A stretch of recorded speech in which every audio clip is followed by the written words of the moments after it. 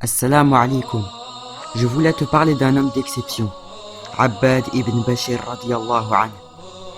Lorsque Mus'ab ibn Umayr radiallahu anhu, que le messager d'Allah sallallahu alayhi wa sallam avait envoyé à Yathrib pour prêcher les préceptes de l'islam, il commença à tenir des séances de lecture du Coran.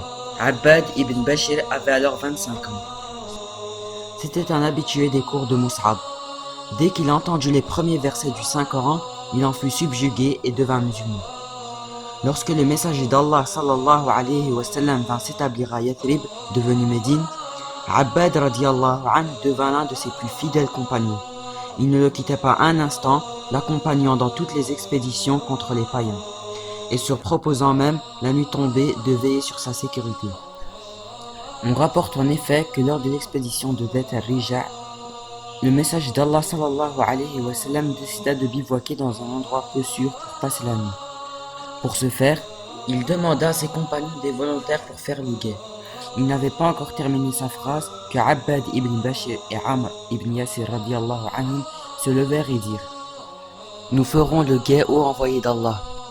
Une fois seul, Abbad dit à Amr « Veux-tu dormir à la première ou à la deuxième partie de la nuit ?» Amr radiallahu anhu répondit « Je préfère la première partie » et il s'endormit à quelques pas de son compagnon. Quant à Abbad radiallahu anhu, voyant que tout était calme, il jugea utile et propice de profiter de cette belle occasion pour faire quelques prières et réciter en même temps des versets du Saint-Coran. Il se leva alors et se mit à prier avec un grand recueillement et une profonde humilité. Tout à coup, une flèche tirée par un païen caché derrière un rocher l'atteignit au bras. Sans broncher outre mesure, il l'enleva et continua sa prière. Quelques instants après, une deuxième flèche vint se ficher dans son bras, puis une troisième. Il léota et fit des efforts surhumains pour terminer sa prière. Il rampa ensuite vers son compagnon Amr, endormi, et le secoua jusqu'à ce qu'il se réveilla et lui dit « Viens prendre ma place, les blessures m'ont affaibli. » En voyant Amr se réveiller, l'assaillant prit la fuite.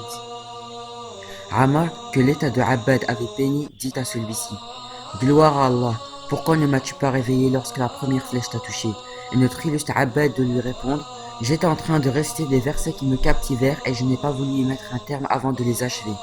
Wallah, si je n'avais pas craint de négliger ce dont m'a chargé de faire le message d'Allah sallallahu alayhi wa sallam, j'aurais choisi de mourir que d'interrompre la récitation. » Ainsi était cet illustre compagnon, un homme pieux, spirituel et à l'âme tournée vers l'au-delà.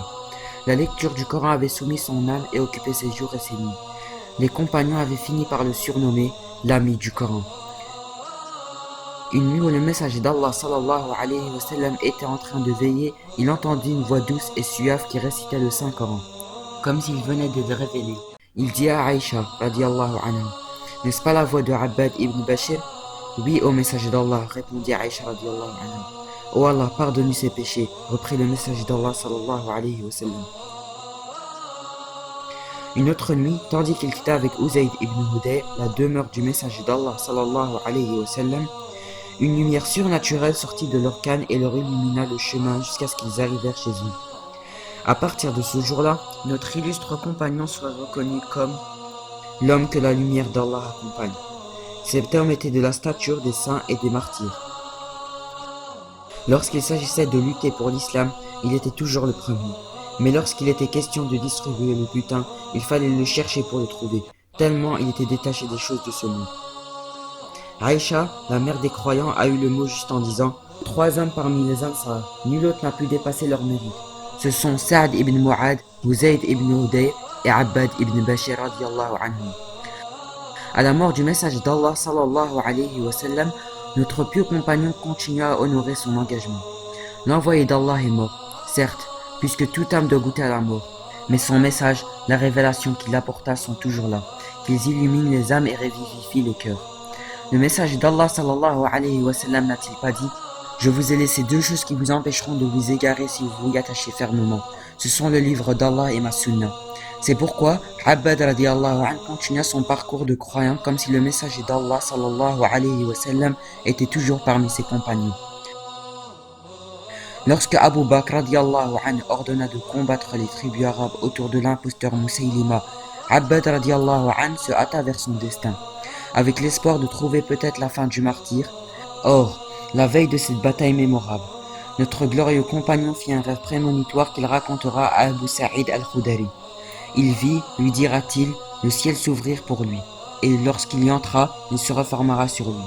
Abu Sa'id al-Khudari lui dit, « Par Allah, ce serait ton martyr, ô Abbad. » Et la bataille commença. Au milieu du fracas des armes, on entendit la voix de Abbad crier de toutes ses forces. « Ô vous les Ansar, distinguez-vous des gens et cassez les lames de vos épées.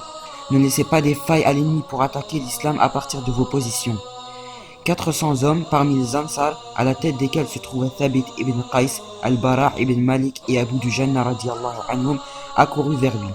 Ils combattirent avec acharnement jusqu'à ce qu'ils forcèrent l'imposteur à entrer avec ses hommes, dans le célèbre jardin de la mort où ils laissèrent la vie.